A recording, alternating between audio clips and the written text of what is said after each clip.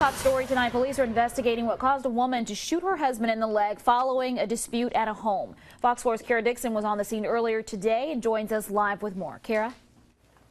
Sheldra, Beaumont Police say they get a lot of domestic dispute calls, but the call they received today about a shooting is what they're trying to stop.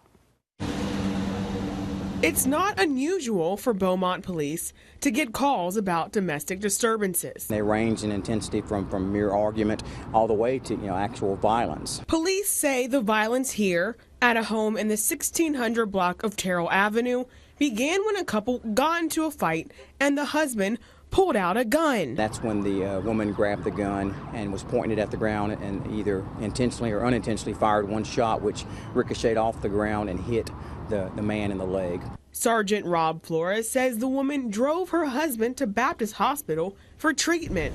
According to the Texas Department of Public Safety, there were almost 3,000 cases of reported family violence in Beaumont in 2013. Flores says arguments aren't unusual. That's normal in relationships, but the problem comes whenever they start threatening each other or they start actually, hurting each other. The Texas Council of Family Violence says 1 out of 3 women and 1 out of 4 men are victims of physical violence in relationships. What we see with domestic violence is it's a vicious cycle.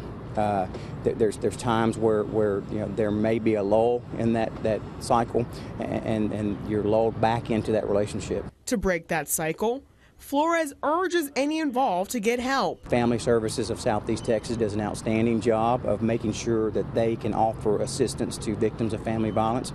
They also do a good job of counseling those who are involved in actually committing family violence. And to help victims before it's too late, Beaumont Police want victims to know they can get help. We need to make sure that victims know that there are resources they have. They can make that outcry. They can get help. They can get out of that relationship before anyone is seriously injured. Police say they are still investigating the case and no one has been arrested. In the studio, Kara Dixon, Fox 4 News.